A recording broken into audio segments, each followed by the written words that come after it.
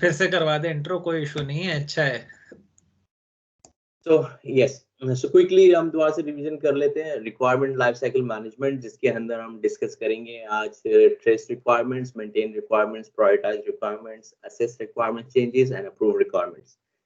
ये different task जो हम परफॉर्म करते हैं इस नॉलेज एरिया के अंदर, हम आज इस पे बात करेंगे कि ये टास्क सारे हम परफॉर्म क्यों करते हैं, इनके क्या बेनिफिट्स हैं, और अगर नहीं करेंगे तो इसके साथ हम लोग क्या रिस्क अटैच्ड हैं।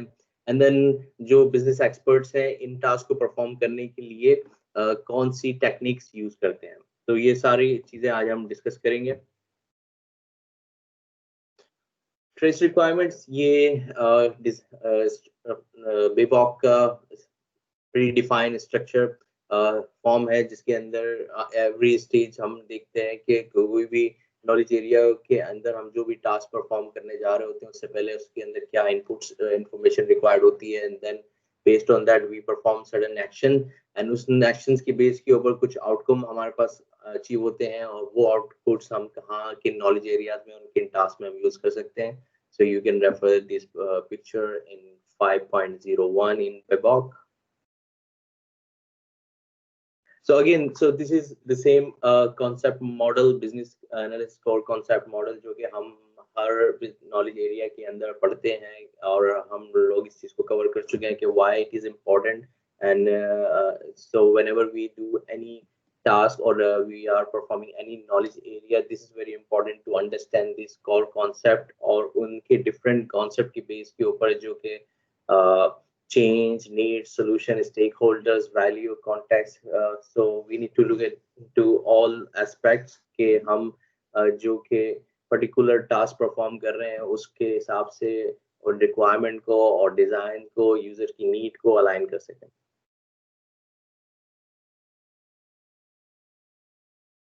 So the purpose first जो task है इस knowledge area का वो है trace requirement।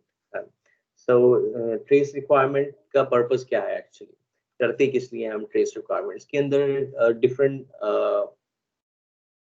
reasons हैं जिसके वजह से हम ये trace requirement करते हैं।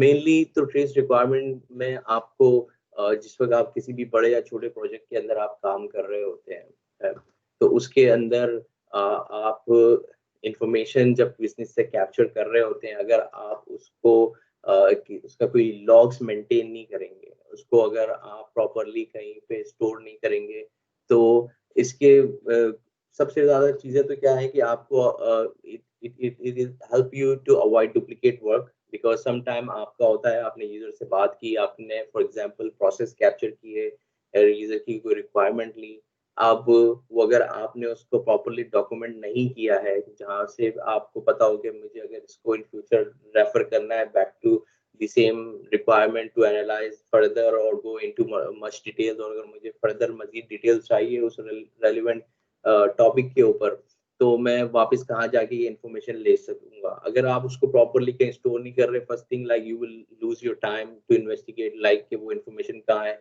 Plus if you are not able to find that information, then you will go back to the same stakeholder or the business to ask the same information. So first तो एक तो आप business का time waste कर रहे हैं, it will cost you a lot, and then of course you will lose your credibility। Jin stakeholders को आप engage कर रहे हैं वो उनके पास impression ये जाएगा कि यार they are not listening us, they are keep asking the same thing again and again, so वो फिर आपको उतनी value और detail information नहीं देंगे जो कि आपको चाहिए होती है। So ये तो एक one of the general reason है। देन इसके अंदर हम फर्दर डिटेल में जाएंगे कि इनके और कहाँ क्या इम्पैक्ट होते हैं नेक्स्ट स्लाइड्स के अंदर, कि किस वजह से ये इतना हेल्पफुल है एंड इम्पोर्टेंट है to trace the requirement.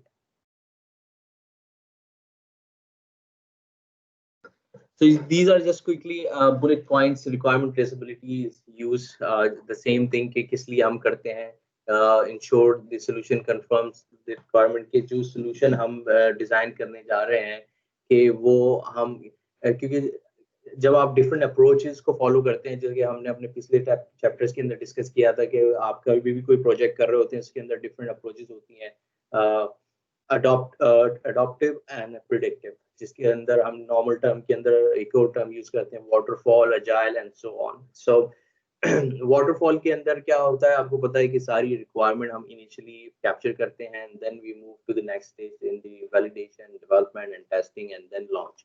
And in agile के अंदर क्या अप्रोच है कि आप साथ साथ रिक्वायरमेंट कैप्चर भी कर रहे होते हैं, डेवलपमेंट भी कर रहे होते हैं, टेस्टिंग भी कर रहे होते हैं और लॉन्च भी कर रहे होते हैं। तो इसके अंदर डिफरेंट स्टेजेस होती है। उसके अब नाउ फॉर एग्जांपल अगर आप एजाइल एनवायरनमेंट में आप काम कर रहे हैं जहाँ पे आप you continuously capturing the requirement and you developing, तो जब आप कंटिन्यूअसली रिक्वायरमेंट कैप्चर कर रहे होते हैं तो ये बड़ा इंपॉर्टेंट होता है कि उस दौरान आप जो भी न्यू रिक्वायरमेंट आ रही है उसको एनालाइज करें सोल्यूशन के साथ। अगर वो आप, और वो कैसे कर सकेंगे, जब वो तभी कर सकेंगे जब आपके पास पूरी उस रिक्वायरमेंट की ट्रेसेबिलिटी होगी कि ये इसका सोर्स ऑफ इंफॉर्मेशन क्या है, किस पर्पस के लिए हमने इसको कैप्चर किया था और इससे अचीव क्या करना है। तो ये पूरा एक sequence, if you can connect all the dots that will help you to align the requirement, actual requirement with the solution, और एंड टाइम पे you will not get, you will not surprise your business कि यार हम लोगों ने मांगा क्या था और मिल क्या रहा है। तो ये एक वन ऑफ द सिनेरियो जिसके वजह से रिक्वायरमेंट ट्रेसेबिलिटी होती है। And then I will go further in details, जिसमें हम अभी नेक्स्ट स्लाइड पे बात करेंगे। Again same, this is the slide just for your view, right. So अब इसके अंदर जब हम रिक्वायरमेंट ट्रेसेबिलिटी की बात करते हैं तो यहाँ पे हमें ये बड़ा इंपॉर्टेंट है समझना कि ट्रेसेबिलिटी होती कितने टाइप की है। So as you can see in the picture, एक तो ट्रेसेबिलिटी हम देख रहे हैं कि प्रोसेस की साइड पे है, देन दूसरी ट्रेसेबिलिटी है सॉफ्टवेयर रिक्वायरमेंट के हिसाब से। तो ये बड़ा इंपॉर्टेंट है इन दोनों चीजों को बैलेंस करना, क्योंकि अगर आप एक चीज को ट्रेस कर रहे हैं, फॉर एग्जांपल अगर आप रिक्वायरमेंट कैप्चर कर रहे हैं सॉफ्टवेयर डेवलपमेंट के लिए, ठीक है, उसके लॉग्स आपने मेंटेन किए, उसकी ट्रेसेबिलिटी आपने मेंटेन रखी है, लेकिन आपके पास प्रोसेस ट्रेसेबिलिटी नहीं है, then you won't be able to understand कि ये पर्टिकुलर रिक्वायरमेंट किस प्रोसेस के अंदर जाके फिट होगी और किस एक्चुअल स्टेप की ये रिक्वायरमेंट है। तो it will be a problem और it can create a confusion or it will mess up the solution also. So this is very important और to understand in hierarchy। इसके अंदर business traceability में different business analysts और different business experts use different terminology। जैसे कि हम ये देख रहे हैं process traceability के अंदर एक value chain है, ठीक है, like उसके अंदर business process है, then business process has sub processes, और उन सब प्रोसेस के अंदर कुछ एक्टिविटीज होती हैं और इन एक्टिविटीज को परफॉर्म करने के लिए क्या टास्क करने पड़ते हैं वो। तो ये पूरी एक हायरार्की है। कुछ बिजनेस एनालिस्ट इस ट्रेसेबिलिटी को एज अ टैक्सोनॉमी यूज करते हैं। टैक्सोनॉमी कॉम्बिनेशंस क्या होते हैं, लाइक आपने डिफाइन की कैटेगरीज, उन कैटेगरीज के अंदर आप वो कॉम्बिनेशन बनाते हैं एंड देन वो एक टर्मिनोलॉजी के अंदर और एक टेक्निक वो भी है टैक्सोनॉमी के through you can trace the processes or requirement, software requirement traceability, and then another end like software requirement के अंदर हम किस तरीके से trace करते हैं। और ये concept आपको इसलिए बड़ा important है समझना कि ये concept अगर आप इसको clearly understand करते हैं, it will help you into the next later stage जहाँ पे हम prioritize करते हैं requirements को। तो प्रायोरिटाइज में भी जब हम ये पढ़ेंगे और इनफैक्ट जब हम अजाइल प्रोडक्ट ऑनर कोर्स करेंगे तो यू विल रिमेंबर दिस के हम ये जो टेक्निक्स हैं वहाँ पे बहुत हेल्पफुल होती हैं प्रोडक्ट ऑनर्स के लिए, बिजनेस एनालिस्ट के लिए, टू प्रायोरिटाइज द रिक्वायरमेंट। अगर आपको ये स्टेजेस का नहीं पता, क्योंकि जब हम अभी नेक्स्ट स्लाइड में बात करेंगे रिलेशनशिप रिक्वायरमेंट की भी, तो उसके अंदर आई विल एक्सप्लेन यू कि ये जो ट्रेसेबिलिटी है ये आपको किस तरह से हेल्प करती है आगे लेटर स्टेज पे प्रायोरिटाइज करने के लिए रिक्वायरमेंट्स। और प्रायोरिटाइजेशन किस लिए इंपॉर्टेंट है ये भी एक बड़ा डिटेल सब्जेक्ट है, we will discuss later on, but just अभी करंटली आपको ये बड़ा इंपॉर्टेंट समझना है कि बिजनेस ट्रेसेबिलिटी दो तरह की होती है, जिसके अंदर हम एक प्रोसेस कैप्चर कर रहे होते हैं, उसकी सारी चीजें हमें मेंटेन करना होती हैं, क्या बिजनेस प्रोसेस है, sub process, activities and task. And then on software development और प्रोजेक्ट के अंदर जब कोई भी आप सोल्यूशन डिजाइन कर रहे हैं उसके अंदर बड़ा इंपॉर्टेंट है टू अंडरस्टैंड बिजनेस रिक्वायरमेंट्स, और वो रिक्वायरमेंट्स किस स्टेक होल्डर्स के थ्रू आ रही हैं, जो जिसको हम एक अदर टर्म में सोर्स ऑफ इंफॉर्मेशन भी कहते हैं। एंड देन सोल्यूशन रिक्वायरमेंट कि जो सोल्यूशन क्या चाहिए, जो इतना सब हम कर रहे हैं उसके बाद हमें उससे अचीव क्या करना है। तो वो हमारे पास एक और इम्पोर्टेंट चीज है, जब आप यूजर राइटिंग, इस पे अभी आप टॉपिक चल रहा है तो I would like to mention, जब आप यूजर राइट स्टोरीज लिखते हैं स्पेशली इन एजाइल मेथड, बहुत सारे बिजनेस एनालिस्ट को ये ही नहीं पता होता कि उसके एट्रीब्यूट्स क्या है यूजर स्टोरी लिखने के लिए। तो बहुत सारे मैंने अपने प्रोजेक्ट्स में देखे हैं, जब बिजनेस एनालिस्ट यूजर स्टोरीज लिखते हैं वो सिर्फ रिक्वायरमेंट लिखते हैं, ठीक है, जो कि हमारा ये सेकंड स्टेज है बिजनेस नीड्स के बाद बिजनेस रिक्वायरमेंट, ठीक है। लेकिन जो लास्ट से जो आप लोग देख रहे हो सोल्यूशन रिक्वायरमेंट्स, वो इस चीज को मेंशन ही नहीं करते। और यूजर रिक्वायरमेंट यूजर स्टोरी, अच्छी यूजर स्टोरी वही होती है जिसके अंदर बिजनेस एनालिस्ट बिजनेस रिक्वायरमेंट लिख रहा है, साथ में सोल्यूशन रिक्वायरमेंट लिख रहा है। उसका मतलब क्या है, जब हम भी प्रोडक्ट ओनर के लिंगो में हम जब इसको यूज करते हैं तो वो एज अ यूजर स्टोरी होती है with acceptance criteria. Acceptance criteria में क्या लिखते हैं हम, कि जब हम इस यूजर स्टोरी को for example as a student I would like to log in my personal account, ठीक है, इस तरीके करके आपने कोई भी यूजर स्टोरी लिखी, एंड देन जब आपने ये रिक्वायरमेंट लिख दी, then you will write the acceptance criteria that once I will log in, I should be able to see my account details, my personal information, my account balance, whatever so on based on the your user story. So वो acceptance criteria इसलिए important होता है, that sets the expectation. आपको पता है कि as a business analyst business की requirement ये है और उस रिक्वायरमेंट के अगेंस्ट वो ये अचीव करना चाहते हैं, तो वो एक बिल्कुल क्लियर कट मैसेज होता है डेवलपर के लिए और पूरी टीम के लिए कि हमें डिलीवर क्या करना है। कोई क्वेश्चन यहाँ पे? सही है, ठीक है। देन इस ट्रेसेबिलिटी के अंदर हमारे पास कुछ एलिमेंट्स हैं जिसके अंदर लेवल ऑफ फॉर्मेलिटी है, रिलेशनशिप्स है, ट्रेसेबिलिटी, रिपोजिटरी है।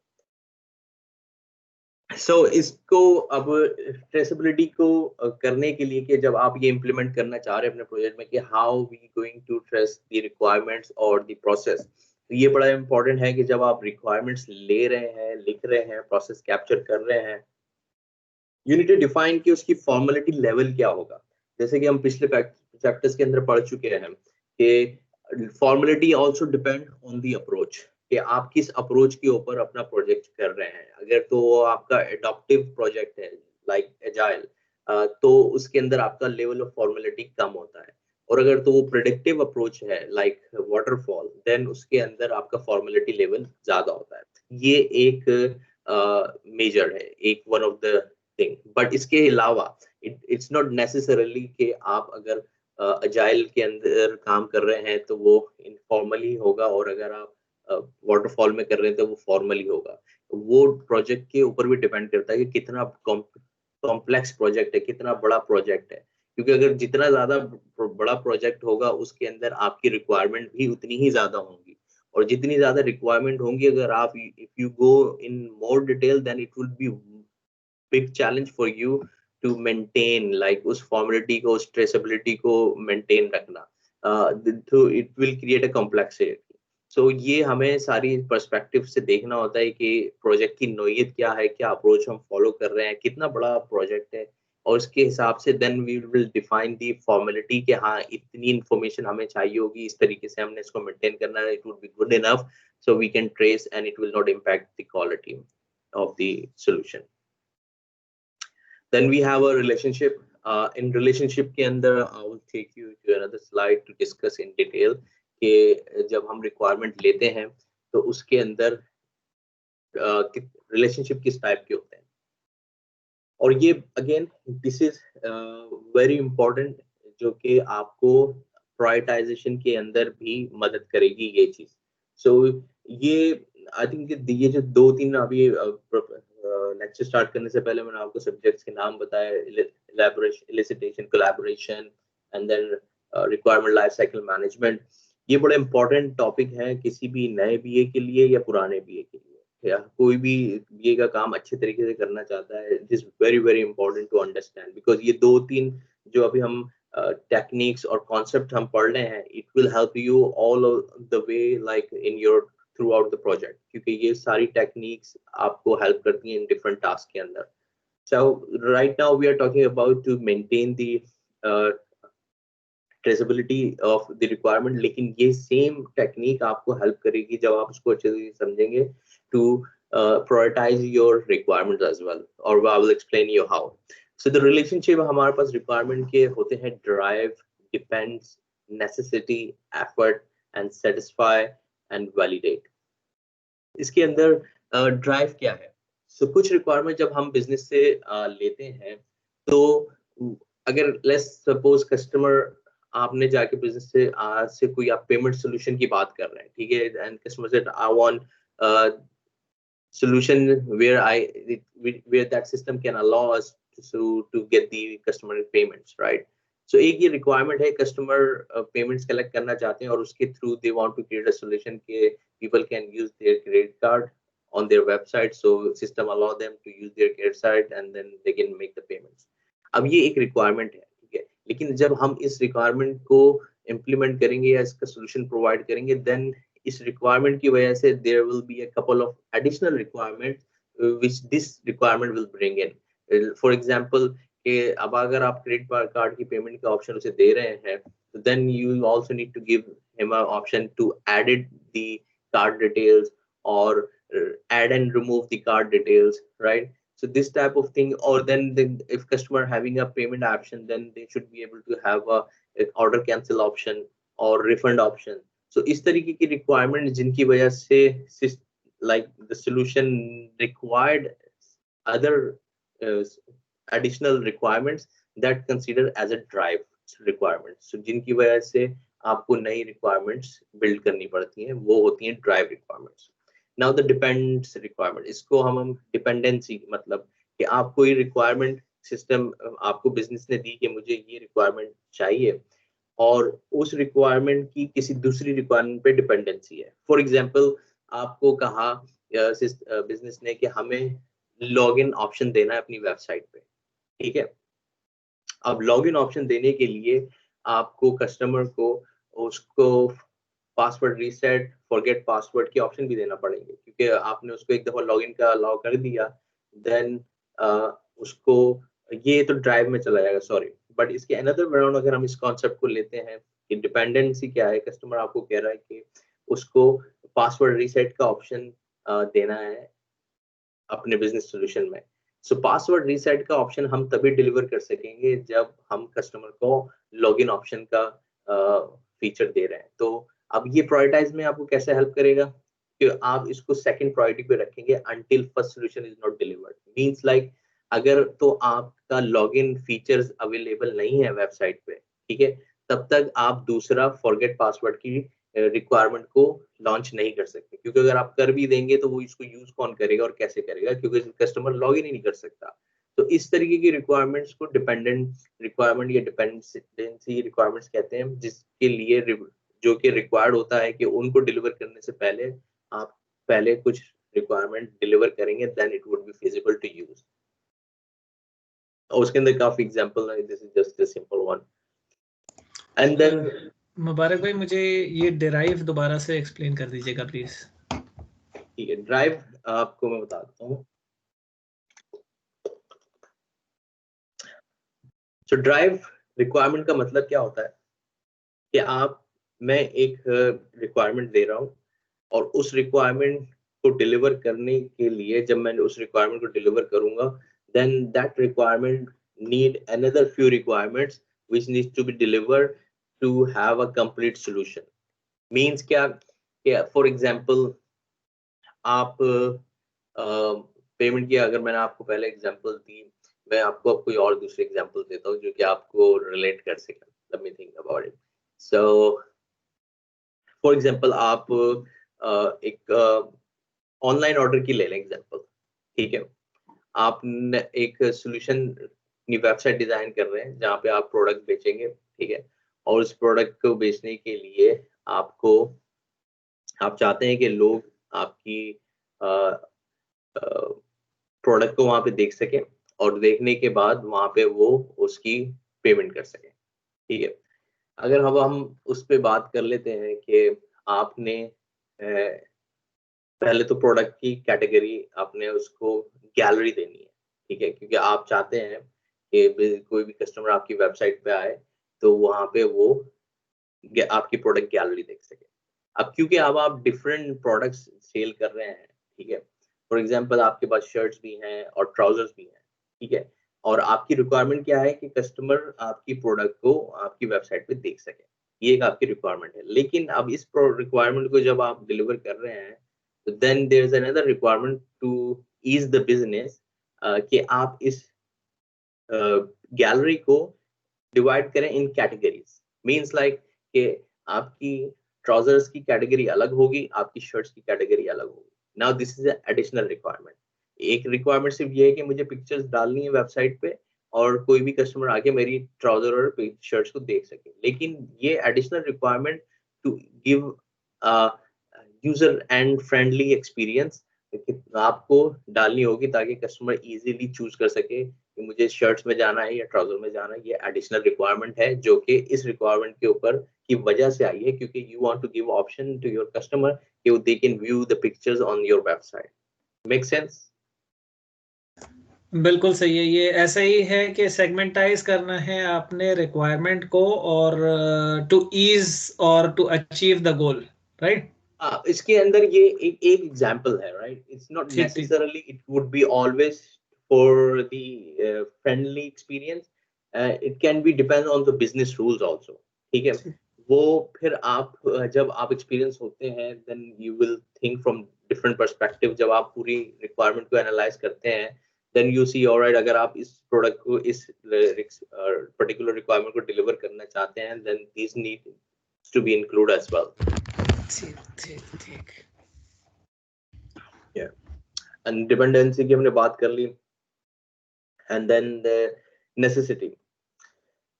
सो नेसेसिटी के अंदर अगेन यही, जैसे कि अभी आपको मैंने ये एग्जांपल दिया कि कुछ रिक्वायरमेंट्स होती हैं जो कि for ease of business, for end user experience के लिए, जस्ट टू बी फ्रेंडली और इजी एक्सपीरियंस देने के लिए वो इम्पोर्टेंट होती हैं, ठीक है। और नेसेसिटी के अंदर जैसे कि अब आपने अपनी वेबसाइट बना दी है, ठीक है, आपके कस्टमर आप देख सकते हैं पिक्चर्स वगैरह, categories, everything. Now you want to sell those product, ठीक है। अब वो उन प्रोडक्ट को सेल करने के लिए जाहिर है you should be able to give them option for the payment. So ये द पेमेंट का ऑप्शन देना it's a necessity, it's important. अगर if you not going to provide them this requirement then it would be useless, whole website solution will be useless, right?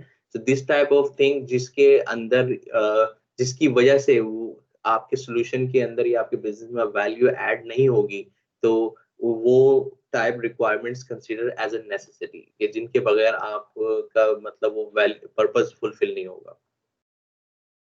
and then the effort also one of the thing जो कि हम consider करते हैं business user experience के लिए और ease of business के लिए, कि कुछ रिक्वायरमेंट ऐसी होती हैं जैसे कि फॉर एग्जांपल अब आप लोग देखते हैं कि आप किसी, I don't know if you guys have experience, के मैं किसी भी रिटेल स्टोर के ऊपर, ग्रोसरी स्टोर के ऊपर जाके ऑर्डर करता हूँ, ठीक है।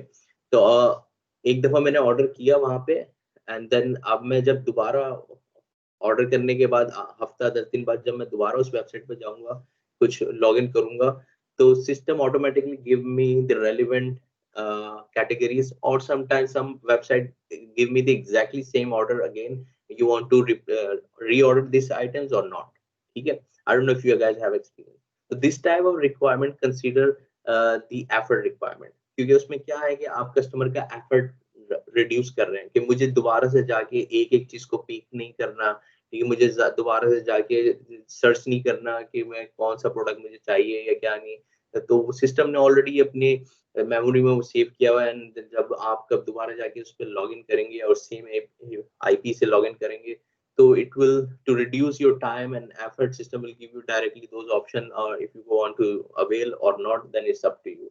So this type of requirement is considered as an effort requirement, जो कि आपका बिजनेस का एफर्ट वो रिड्यूस करती है। And then the satisfy requirements, again it's like the stakeholders के ऊपर depend होता है कि जो requirements आप build कर रहे हैं are those satisfy the stakeholders कि उनको वो value मिल रही है जिसके लिए उन्होंने exactly इन requirements को demand किया है. And then validate, like this is the one of the thing like which we throughout the life cycle requirement life cycle management के अंदर we continuously perform. जब भी हम requirement लेते हैं उनको build करते हैं and then we validate with the stakeholders in the end, and then also on all the stages के जब हम उसको testing उसमें जा रहे होते हैं deployment के अंदर, so we need to validate all these requirements.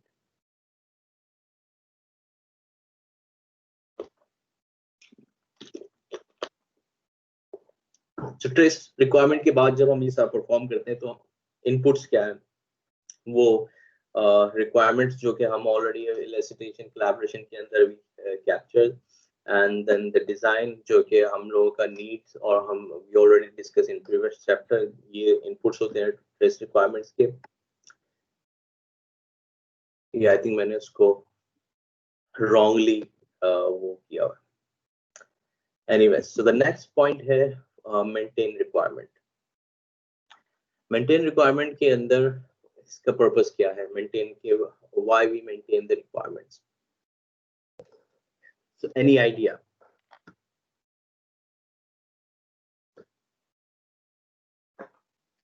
I think जो मेंटेन रिक्वायरमेंट से मतलब है कि जो ऑब्जेक्टिव हमें दिए हुए हैं हमें उसमें ही रहना है.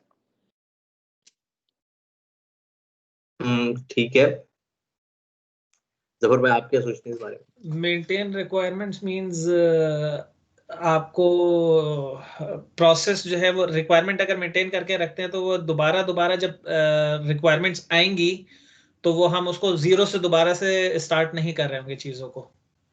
सही ठीक, दोनों आप लोग सही है. उसको फर्दर आपको डिटेल में आपको बताऊं कि मेंटेन रिक्वायरमेंट का मेनली पर्पस क्या होता है. जैसे कि आप देख रहे हैं इसके अंदर कि मेंटेन रिक्वायरमेंट का पर्पस क्या होता है कि ये तो हम लोगों को पता है कि हम कंटिन्यूसली टॉकिंग अबाउट कि जब हम प्रोजेक्ट पे काम कर रहे होते हैं nowadays like most of the project is on agile methodology. Agile methodology हम क्यों करते हैं, क्योंकि mainly it allows to accept the change at any stage. और इसकी जो अडॉप्शन है जाइल की वो इसीलिए मेनली ये इतना फेमस ही इसलिए है कि it this approach allows at every stage at any time कि चेंजेस एक्सेप्ट कर सकते हैं आप थ्रू आउट द प्रोजेक्ट. कोई इसके अंदर इतनी कॉम्प्लिकेशन नहीं होती. लेकिन अब उसकी वजह से अब आप क्योंकि थ्रू आउट आपके प्रोजेक्ट में चेंजेस आ रहे हैं, न्यू रिक्वायरमेंट आ रही है, तो ये एक चैलेंज है बिजनेस के लिए और बिजनेस एनालिस्ट प्रोजेक्ट टीम के लिए कि इतनी कंटिन्यूस और इतनी ज्यादा जब चेंजेस आ रही होती हैं तो हाउ वी विल इंश्योर कि जो सोल्यूशन हमने डिलीवर करना है that remain same. Because sometime ऐसा होता है कि आपने स्टार्ट कुछ किया सोच के, आपने बात की थी हमने ये डिलीवर करना है, एंड देन फिर लोगों की तमाम स्टेक होल्डर्स की रिक्वायरमेंट आना शुरू हुई एंड द एंड जब आपने देखा तो वो प्रोडक्ट ही कुछ और थी. ठीक है, so this is the main purpose कि अगर आपको how you will ensure कि you will deliver the same solution that all the stakeholders in the beginning is agreed. So उसके लिए अब किस तरीके से अब आप इसको करते हैं, उसके अंदर मेंटेनर रिक्वायरमेंट का मतलब ये होता है कि जितनी भी जो भी रिक्वायरमेंट्स आप कैप्चर कर रहे हैं you need to make sure कि वो all accurate हो, कि उसके अंदर कोई ambiguity नहीं हो, कोई confusion ना हो. ठीक है, you have validate the requirement while going through all the previous steps, and then consistency होनी चाहिए throughout. कि ऐसा नहीं है कि आप अभी बात कर रहे हैं एप्पल की and then in middle you start talking about orange. ठीक है, आपकी जो डायरेक्शन है, डायरेक्शन आपका जो फोकस है वो आपका सोल्यूशन पे होना चाहिए. लेकिन at the same time of course new requirement है जो भी आ रही है you will consider and you will make sure कि जो न्यू रिक्वायरमेंट आ रही हैं those are align to the solution that we want to deliver. So this is the main purpose to maintain the requirement. और बिल्कुल exactly ये बात भी दोनों आप लोगों के पॉइंट भी वैलिड थे कि भाई हम लोगों को ज्यादा एफर्ट ना करना पड़े and all this. And again, these are the inputs, requirement and design. You see, maintain requirement के अंदर जो दोनों चीजें मैं बात कर रहा हूँ कि डिजाइन के ऊपर आपका फोकस होना चाहिए, सोल्यूशन आपका क्या है, and then requirements, it should be aligned to each other. Right. So maintain requirements के अंदर हमारे एलिमेंट्स हैं maintain requirements, maintain attributes and reusing the requirement. पानी बहुत पीना पड़ रहा है भाई.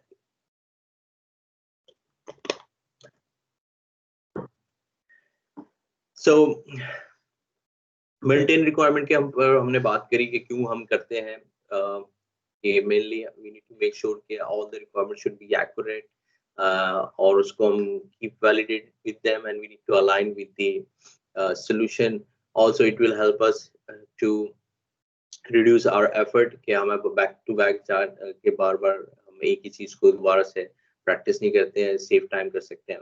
And then maintain attributes. Attributes के अंदर जो सबसे इम्पोर्टेंट चीज है जो कि हम फोकस करते हैं वो ये है कि सोर्स ऑफ रिक्वायरमेंट क्या है. ठीक है. ये इसलिए इम्पोर्टेंट है अगेन कि जब आप मेंटेन रिक्वायरमेंट करते हैं it supports the other element. कि आपको जब ये पता होगा सोर्स ऑफ रिक्वायरमेंट क्या है, then you can easily validate with that source of requirement. Also you can get their confirmation, for example if it is related to any particular stakeholder. So ये बड़ा important है.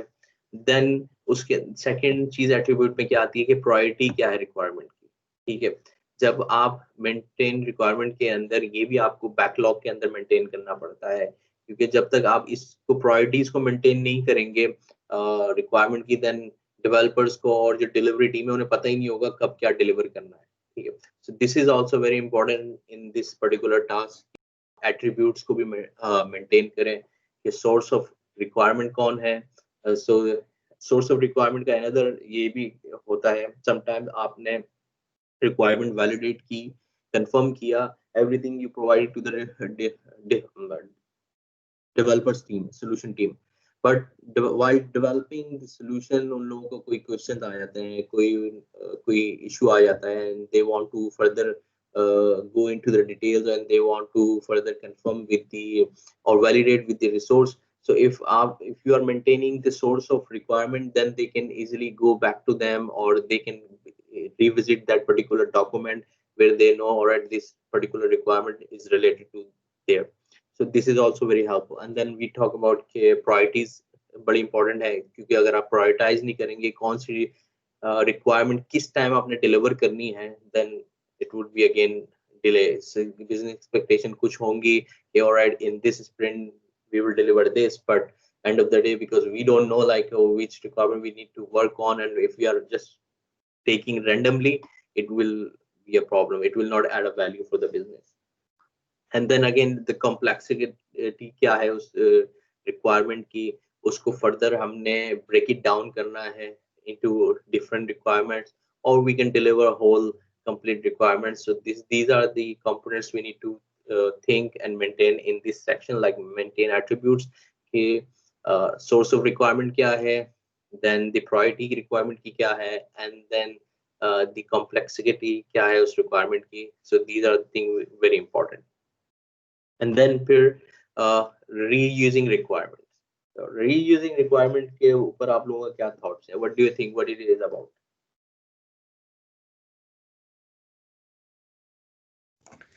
Same like वही effort को कम करने के लिए हमें बार बार जो है वो रिक्वायरमेंट स्टेक होल्डर से नहीं लेनी, गैदर नहीं करनी. रिक्वायरमेंट गैदरिंग के लिए मीटिंग जो है वो अरेंज नहीं करनी, वर्कशॉप्स अरेंज नहीं करनी. जो पुरानी गिवन रिक्वायरमेंट्स है उन्हीं को अरेंज करके उन्हीं को रीयूज कर सकते हैं अपने सोल्यूशन को बेहतर करने के लिए. तो कहाँ यूज करेंगे? एक तो आपने ये रिक्वायरमेंट ले ली है, आपने एक सोल्यूशन पे काम कर रहे हैं, उसके लिए आपने रिक्वायरमेंट ले ली, आपके पास रिक्वायरमेंट है, ठीक है, अब आपने उस पर काम कर दिया. नाउ रीयूजिंग रिक्वायरमेंट का मतलब क्या? उसी प्रोजेक्ट के अंदर किस चीज के लिए दोबारा यूज करेंगे?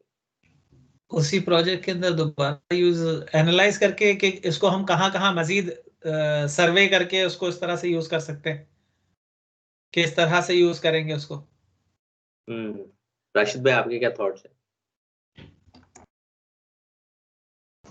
मैं इनसे एग्री कर रहा हूँ. ये तो भाई नहीं कर रहे हैं, ऐसे ही है। अच्छा, चलो गुड। रीयूजिंग रिक्वायरमेंट्स का मतलब क्या होता है? रीयूजिंग रिक्वायरमेंट्स का मतलब ये है कि ऐसा नहीं है कि हमने अभी रिक्वायरमेंट ली, एक प्रोजेक्ट के लिए हम काम कर रहे हैं, हम पेमेंट सोल्यूशन के ऊपर काम कर रहे हैं, ठीक है, हमने उसके अंदर जो भी रिक्वायरमेंट्स ली, अब ऐसा नहीं है उस पेमेंट सोल्यूशन के अंदर मुझे ये रिक्वायरमेंट दोबारा से डिलीवर करनी है, ठीक है। वो जो आप लोग पॉइंट कह रहे हो वो आपका वैलिड है कि हमें मेंटेन इसलिए करना है कि we don't need to go back to the business for any other same information, we can go back, refer that information if we want to, if we need to validate something or reconfirm something, so that is different thing. But reusing का concept क्या है कि आपने एक requirement इस project के अंदर use करी, now this project is completed, now what is the purpose to save this requirement and why we will save this requirement once the project is completed, right? So कुछ लोग business क्या करते हैं, वो उसको कैप्चर नहीं रखते and they don't care about it, but कुछ जो experts हैं like and they are grew and these are the one of the best practice and that's why they ask, okay, जब आप requirement ले रहे हैं, it is always good to maintain, keep safe, so that way you can reuse them. So for example, like how we will reuse these requirements, for example हमने payment का process capture किया, ठीक है, अब वो हमने यूज कर लिया अपनी करंट इनिशिएटिव के अंदर, but now in later on stage in future we are introducing new payment solution or new payment machines or new something else, right?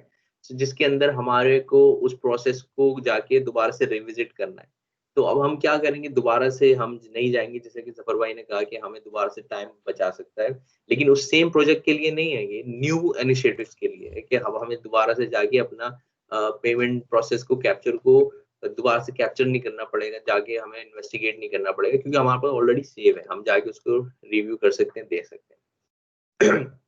And then also कि ये आपको रीयूजिंग और कहाँ पे कर सकते हैं इन रिक्वायरमेंट को, टेस्ट केस सिनेरियोज के अंदर in same project.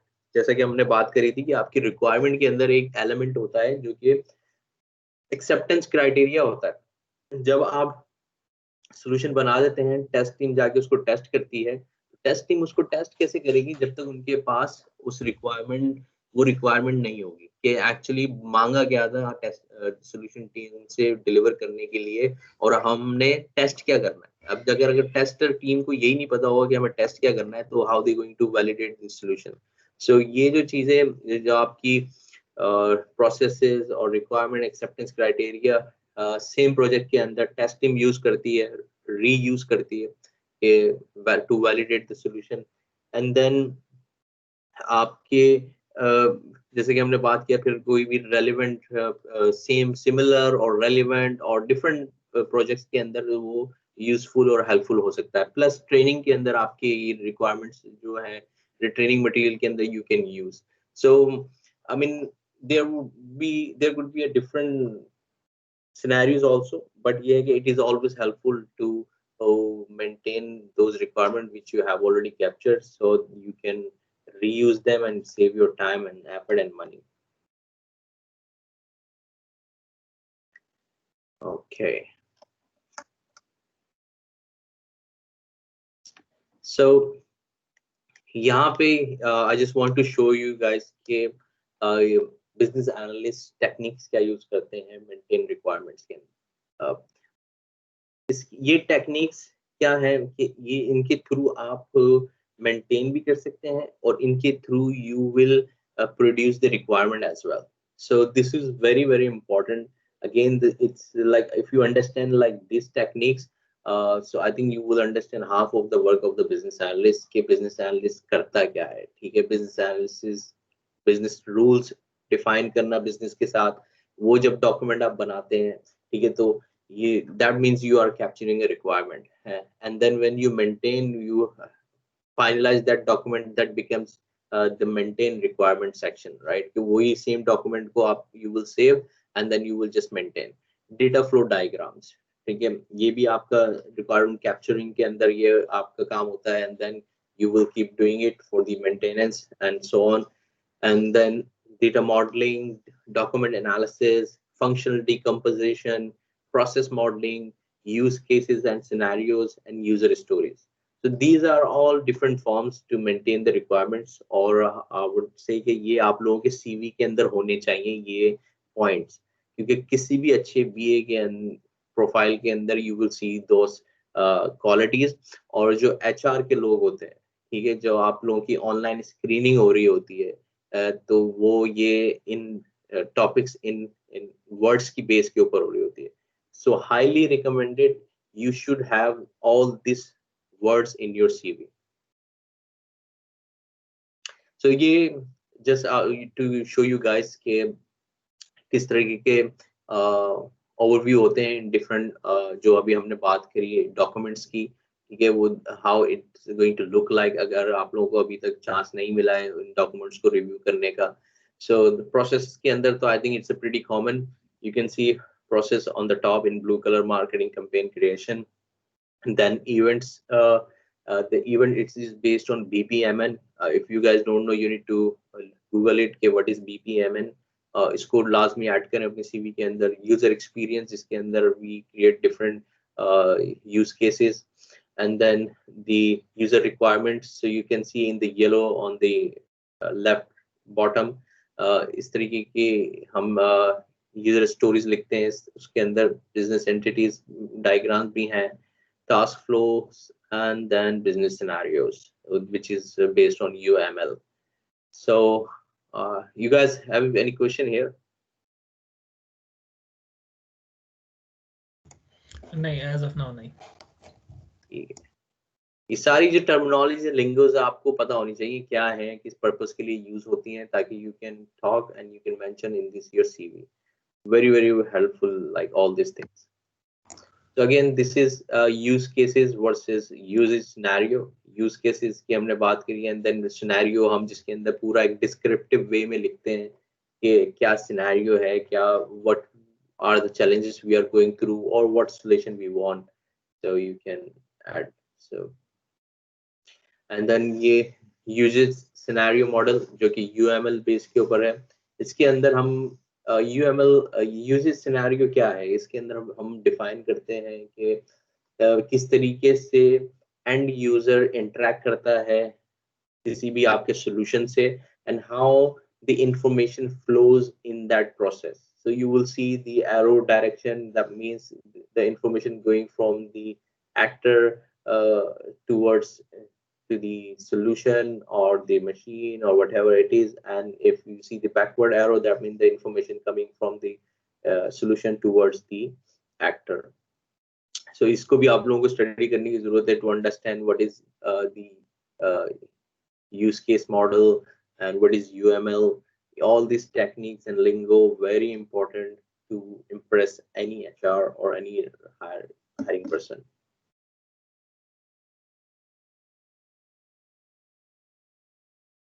All right, so prioritize the requirements। So the next station है prioritize the requirement। prioritize the requirements के अंदर जो कि मैं previously cover कर चुका हूँ कि इसका purpose क्या होता है। इसका purpose actually ये होता है to set, first of all to set the expectation of the business कि mainly इसका हम लोग को इसके ये जो prioritization होती है heavily where we use in agile environment again। In waterfall के अंदर भी हमारी प्रायोरिटाइजेशन होती है, लेकिन उसके अंदर क्योंकि हम सॉल्यूशन एक बिल्कुल लास्ट स्टेज पर डिलीवर करते हैं, तो I mean it's not that much required in that particular approach, but in agile you will use heavily this approach कि आपको prioritize करना होता है each and every iteration and sprint, क्योंकि आपको you need to set the expectation for the business and for the developers, like everyone should know what we want to deliver and how long it will take and when we're going to deliver। so in prioritization we will discuss how we will, what are the things we do in prioritization and what are the techniques we use। question यहाँ पे कोई?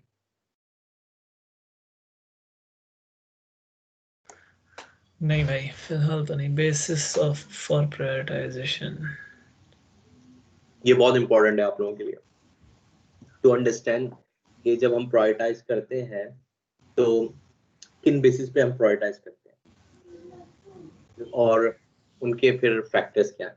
सो typical factors जो कि influence करते हैं prioritisation को include the benefit, penalty. Benefit का मतलब हमारे को अभी इसका फायदा क्या होगा, अभी इस टाइम फ्रेम में डिलीवर करेंगे, और we can wait, it will impact any financial loss और benefit in the profit, or it will impact in any way in the user experience, or it can impact in any way to our business or so on.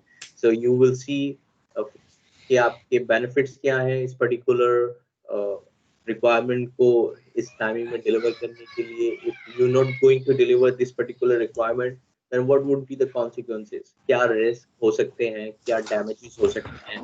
So these are the things you consider, and then the cost. The cost भी बड़ी important होती है किसी भी requirement को deliver करने के लिए, क्योंकि some time में prioritization में क्या होता है कि अगर मैं आपसे कोई अभी requirement मांग रहा हूँ जो कि इतना value add नहीं करती business के अंदर, but it is costing me a lot, then what I'll do, I will put in backlog. I will see or go back and I will investigate and reanalyze that particular requirement. So we will do a prioritization based on the cost. इसके ऊपर बात हो गई. Then dependency, जैसे हमने बात की starting में, अगर मैं कोई requirement देख रहा हूँ जिसकी dependency है किसी requirement में, means के अगर उससे पहले कोई दूसरी requirement deliver नहीं होगी तो we cannot use that requirement, then I will put in backlog because it will be useless जब तक दूसरी requirement हम deliver नहीं कर रहे जिसके ऊपर वो requirement depend करती है. So this is also very important. You need to see कि this particular requirement is depending on some other requirements or it is an individual requirement. Then time sensitivity, कि time ये क्या है कि मतलब उसमें के अंदर टाइम कितना लग रहा है, और एक तो ये कि उसके ऊपर टाइम कितना रिक्वायर्ड है, प्लस कि जिस टाइम में हम डिलीवर कर रहे हैं उस टाइम में उसकी नीड है या नहीं है.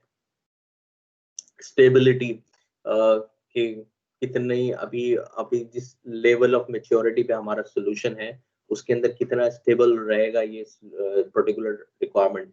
Do we need to wait कि further हमारा solution mature हो जाए and then we will deliver this because it's going to impact the performance of our solution. So this is also we need to look into it. Regularity and policies, compliance, challenges of the prioritization, that will be another thing in the prioritization.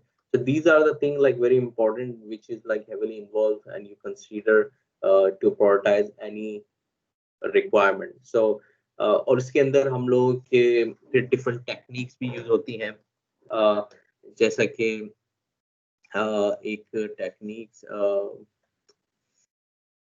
Invest. सो इसको भी आप लोग Google करिएगा. Invest technique होती है prioritisation के अंदर जो कि independent, negotiable, value estimable and something further. ST से मैं अभी दो चीजें बोल रहा हूँ. सो ये एक टेक्निक होती है टू प्रायोरिटाइज. एंड देन फिर हमारे रिक्वायरमेंट गैदरिंग के दौरान हमारी फिर एक और प्रायोरिटाइजेशन में टेक्निक होती है जो कि है MoSCoW, right. So MoSCoW we have already discuss about with you. Must have, should have. Invest भी इसी के लिए है, प्रायोरिटाइज रिक्वायरमेंट के लिए हमारे पे. जी ओके. इन्वेस्ट में ये है कि you can use in prioritisation but capture requirement. I think मुझे इसको देखना पड़ेगा ये, बट ये टेक्निक भी यूज होती है. या okay. So independent, negotiable, valuable, estimable, small, testable. हाँ ठीक है. सो ये एक्चुअली इतनी ज्यादा प्रायोरिटाइजेशन पे नहीं होती, बट ये कि ये while capturing the requirements, right, writing a requirement, you need to think from that perspective. And on prioritize, ये Moscow technique है, one of the technique we already discussed. So this is the based on the prioritization. Then we have a assess requirement changes. तो requirement changes की क्योंकि as we discussed कि भाई project के अंदर it is very often you will encounter के changes आ रहे हैं. And the main चीज जो why we need to assess the changes, it is because first thing first, we need to make sure that these new changes should not going to impact the solution. Also, it should align with our design or the end solution, that it should be aligned. It's not कि आप बिल्कुल ही different चीज बीच में out of blue moon लेके आ जाए कि हमें ये चाहिए हमारे को. So this is why we do assess change. So जैसे कि purpose change can be identified anytime and impact and inspect, complete business analysis, work of deliverable. Impact analysis के change analysis के अंदर जो हम एक term use करते हैं वो होती है impact analysis. And then I think we're going to discuss in later stage here. So again, this assessment formality के उसकी requirement की formality क्या है, किसकी base पे आ रही है, and importance, the change and governance process, predictive approach, indicate or mall from assessment process. So ये we already discussed, covered this के formality level would depend करता है आपकी project approach के अंदर, if you are working on the agile or the waterfall, उसकी base पे फिर उस तरीके से आप document maintain करते हैं. Impact analysis very important. इसके अंदर आप जब भी कोई न्यू चेंज आता है, so what are the thing you need to consider. Impact analysis के अंदर first thing you need to consider कि जो चेंज रिक्वायरमेंट आ रही है, like so how it going to add a value, will it be beneficial, और if you going to have, what are the benefits we're going to have, if we're not going to have this requirement, what are the challenges we will face, what are the loss or the risk we have. जैसे कि पीछे भी हम बात कर रहे हैं, so पहले तो हम ये चीजें कंसीडर करते हैं. Then once you finalize, all right, this requirement is need to be included, then we will go further on to do our analysis to check के इस particular requirement से impact क्या आएगा हमारे current solution के अंदर. ठीक है, it will mess up something or not. So इस impact analysis के अंदर जो हमारी पीछे टेक्निक हम डिस्कस कर चुके हैं, traceability, that helps us a lot here. Traceability के अंदर आपको impact analysis में कैसे easy होता है कि when you go and back to put that particular requirement into your traceable table, you will see कि इसका relationship किस requirement के साथ है. And once you find out the relationship in with other solution, then you will be able to see कि यार इसका impact कहाँ पे और किस तरीके से आएगा और किस piece of solution के ऊपर आएगा. For example, कोई requirement हम add कर रहे हैं जिसके अंदर customer ने सिर्फ information view करनी है, ठीक है. So I know that this requirement is related to our product gallery, ठीक है. So मैं उस product gallery की जो मेरी ट्रेसेबिलिटी डॉक्यूमेंट होगा, मैं जाके उस प्रोडक्ट को उसके साथ मैच करूंगा कि हाँ यहाँ पे मुझे इस प्रोडक्ट को डालना है, एंड देन क्या चेंजेस होंगे इस पर्टिकुलर पीस के अंदर, and how it going to impact to other things. So that will ease our effort. Other than if you don't have a traceability in your requirement, then for example you have the same example like कि आपको changes करने in your gallery, but now you don't know that, or you don't have a traceability document, then you need to analyze whole solution because you don't know where this particular requirement going to fit, and then what are the areas is going to impact. So it will take a lot of time to do your analysis. So this is another thing which help us in impact analysis कि हमारा time effort reduce करता है traceability, because we know that this particular new change where it's going to impact. And then impact resolution, जो कि हम already बात कर चुके हैं कि किस solution के ऊपर document communicated all stakeholders and blah blah blah.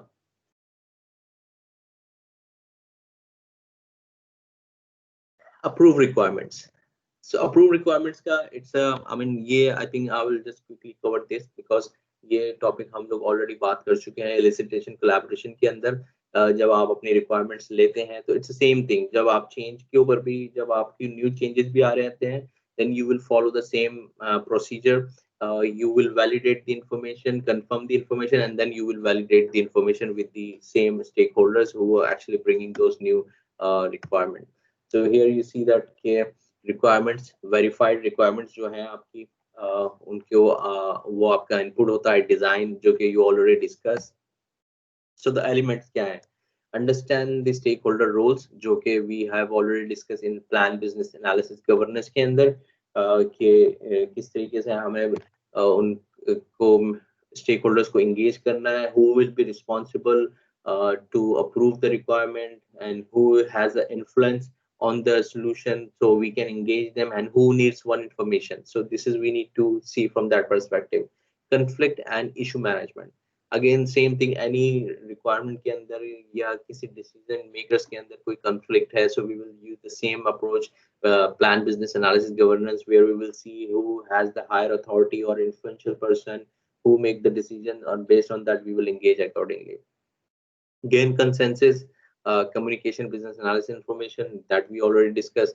Gain consensus में आप engage करते हैं again all the stakeholders, you will provide the information based on the stakeholders के किसको कितना information चाहिए और कब चाहिए, and then you get their consensus. And then track and communicate the approval. So once it will be approved, new changes, you will communicate to all the stakeholders. So ये था आज का सेशन। नाउ ज़फर भाई आप बताइए। जबरदस्त भाई, बड़ा अच्छा रहा, और अल्हम्दुलिल्लाह काफ़ी चीज़ें हैं इसके अंदर, और ये मेजर पार्ट है। ये 2 चैप्टर्स तो वाकई आप सही कह रहे हैं बिल्कुल कि मेजर पार्ट है ECBA टेस्ट का। तो इसकी PPT तो आज ही शेयर कर दीजिएगा सर, और रिकॉर्डिंग बंद कर दें सर अभी। अरे हाँ, एक मिनट, हाँ सो ये भी भूल गया।